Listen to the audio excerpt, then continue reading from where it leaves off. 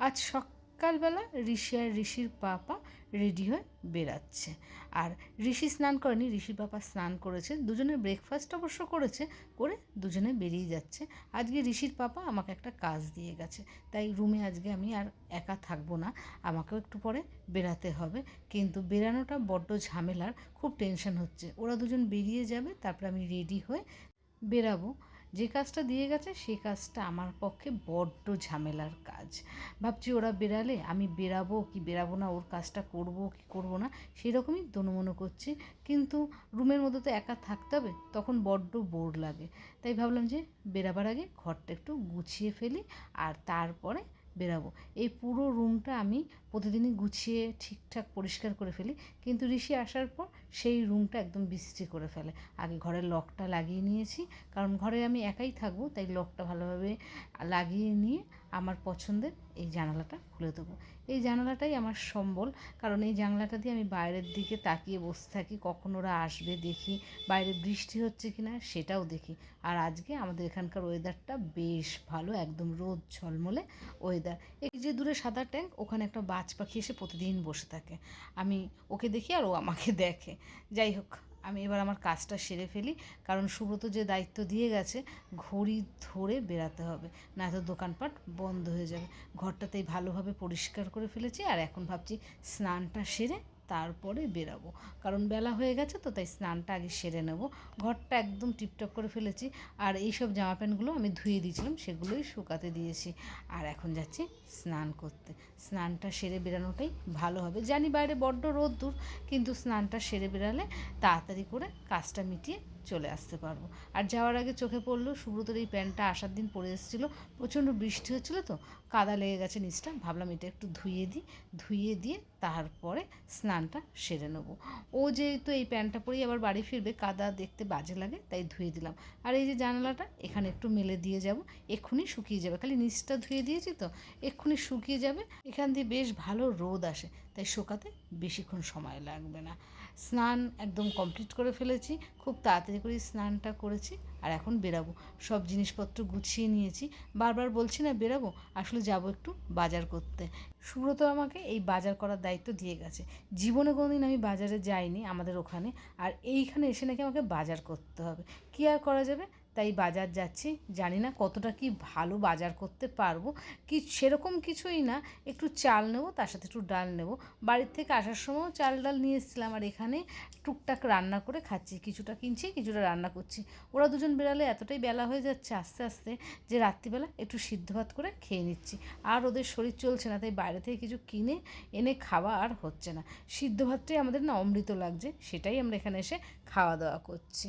কিন্তু বাজার যাব তো, মনের মধ্যে একটা টেনশন হচ্ছে, আমি তো কোনোদিন বাজার করিনি, আর নতুন জায়গায় কীরকম কী বাজার করব সেটা বুঝে উঠতে পারছি না। আর এখানে তো হিন্দিতে কথা বলতে হবে, তাতেও একটা বিশাল ভয় হচ্ছে। বাড়িতে থাকলে, একা একা থাকলে বিশেষ করে, আমি কিন্তু ভালোই টুকটাক হিন্দি নিজের মনের মধ্যে বলতে পারি, মনে হয় সেগুলো ঠিকঠাকই বলি, কিন্তু কাউকে যখন বলতে যাই না, ঠিক কেন জানি না সব ভুলভাল বলে ফেলি। আর এখানে এসে কতটা কি বলতে পারবো জানি না। মার্কেটে চলে এসেছি, এই মার্কেটটা আমার বড্ড চেনা, কারণ প্রায়ই আসি আর প্রায়ই এই মার্কেটটা দিয়ে সুব্রতর সাথে ঘুরে বেড়াই। আর আজকে আমি একদম একা এসেছি এই মার্কেটে, তাও আবার বাজার করতে, তাও আবার বলতে হবে হিন্দি কথা। জানি না কতটা কি করব, একটু টেনশনই হচ্ছে। সামনে দূরেই দোকান আছে, সেখান থেকে এর আগের বার মুড়ি কিনেছিলাম, সেই দোকানেই সুব্রত যেতে বলেছে, সেখানে যাচ্ছি। ও, এখানে মুড়িকে কিন্তু মুড়মুড়া বলে। এই বাঘটা ফিরলেই সেই আমাদের পরিচিত দোকান, এখান থেকেই নিয়ে যাব হচ্ছিল জিনিসগুলো কিনে। চাল আছে, মানে চাवल है, कितने करके है? मिनीकेट है? कौन सा दिया आपको? मिनीकेट वाला होगा, मिनीकेट वाला दीजिए। कितने करके है ये? 50 रुपये। ये मिनीकेट है क्या? 500 दे दीजिए। 2 लाल मिर्च के पाउच देना। চালটা তো নিয়েছি, আমি তো বুঝি না, বাড়িতে গিয়ে দেখাবো চালটা ঠিকঠাক নিতে পারলাম কি না। मसूर दाल कितने करके है? कितने भाव है मसूर दाल का? 250-30 रुपया। दे दीजिए, 200 दे दीजिए। আমি যেভাবে ওনাদের সাথে হিন্দিতে কথা বলেছি সেইগুলো সবগুলোই ভিডিওতে রেখে দিলাম। এখানে আমার চাল ডাল সব কিছু নেওয়া হয়ে গেছে, আর যাচ্ছি একটু আলু নিতে।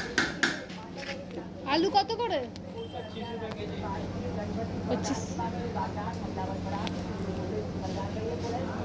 সুব্রত আমাকে এই দোকানটার ঠিকানা দিয়ে গেছিলো, তাই চলে এসেছি আলু নিতে। যাই হোক, আধা হিন্দি আধা বাংলা বলে আলুর কথা বলে ফেলেছি। আর এই যে অল্প একটু আলু নেব, কারণ 2-1 দিনের ব্যাপার তো, তাই অল্প একটু আলু নিয়েছি। আর দেখলাম এখানে বেশ ভালো সবজি রয়েছে। এখানকার সবজি দেখে আমাদের ওখানের সবজির কথা মনে পড়ে গেল। দেখুন কি ফ্রেশ সবজিগুলো, বেশ ভালো লাগছিলো দেখতে। এই যে ব্যাগের মধ্যে সব গুছিয়ে নিয়েছি, এবার ফিরছি হলো হোটেলে। আর কিছু এখান থেকে আমার নেওয়ার নেই। আর এই রাস্তার দুধারে না প্রচুর জিনিস বসে, অনেকে দেখছি ঠেলা করেও সবজি বিক্রি করছে।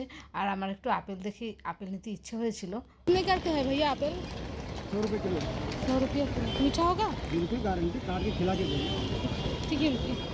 पायरेट्स पायरेट्स आपको चाहिए क्या है? ब्रेसलेट। ब्रासलेट। হোটেলে ফেরার পথে টুকটাক দোকান দেখতে দেখতে এখন হোটেলে ফিরছি। হোটেলে যাওয়ার আগে নিতে হবে একটুখানি ম্যাগি, কারণ ম্যাগি শেষ হয়ে গেছে। मैगी है? मैगी है बेटा। दे दीजिए ना, दो छोटी वाली दो। कैश नहीं होगा? हाँ। হোটেলের সামনেই ম্যাগির দোকান আছে, এই দোকানটা সব কিছু পাওয়া যায়। ওখান থেকে একটু ম্যাগি নিয়ে নিয়েছি। সামনে একটা ডিপার্টমেন্টাল স্টোরও আছে, সেখানে আর যাইনি, কারণ ওটা আর একটু 2-3টে দোকান এগিয়ে। একদম সব কিছু নিয়ে রুমে চলে এসেছি। আর কি বলো তো, যা গরম না বাইরে, দাঁড়াতেই ইচ্ছা করছে না, মনে হচ্ছে তাড়াতাড়ি করে রুমে চলে যাই। আর মনের মধ্যে এতক্ষণ যে ভয় আর টেনশন কাজ করছিল যে হিন্দিতে কথা বলে আমাকে বাজার করতে হবে, সেই টেনশনটা এখন চলে গেছে। এখন রুমে গিয়ে রেস্ট নিতে হবে। যা রোদ, তাতে ভীষণ কষ্ট হয়েছে। ছাতাটা ওরা নিয়ে গেছে, ছাতা নিয়ে যেতে পারিনি, তাই জন্যে আরও বেশি যেন কষ্ট হচ্ছে। আর সত্যি কথা বলতে কি বলো তো, রোদে যাওয়া তো খুব একটা আমার অভ্যাস নেই, তাই কষ্ট হচ্ছে। বলেছিলাম না চালটা দেখাবো, দাঁড়াও কী কী বাজার করছি তোমাদের তো বলেইছি। চাল, ডাল, আলু, ম্যাগি সব কিছু নিয়েছি। চালটা কেমন সেটা তোমাদেরকে একটু না দেখলে না মনে শান্তি পাচ্ছি না, সেটাই তোমাদেরকে দেখাবো যে চালটা আমি ঠিক নিয়েছি কি না। আর এই দেখো চাল, দাঁড়াও তোমাদেরকে একটু ভালোভাবে চালটা দেখাই। এই হলো এখানকার চাল। এটা মিনিকেট কি না আমি বলতে পারবো না, এটা কী চাল তাও বলতে পারবো না, সিদ্ধ চাল না আতপ চাল আমার কোনো আইডিয়া নেই। সুব্রত এসে বুঝবে যে এটা কী চাল আমি কিনে নিয়ে এসেছি, আদৌ এটা খাওয়া যাবে কি না। আমি তো কোনো দিন কিনিনি, এই প্রথম এই চাল কিনেছি। সুব্রত এসে বকবে না ঠিকই, তবে মনটা খারাপ লাগছে, যদি খারাপ হয় পয়সাটা নষ্ট হবে। আর ওরা আসলে যদি ভাত খায় ভাত করে দেবো, আর যদি ম্যাগি খায় তাহলে ওদেরকে ম্যাগি করে দেবো।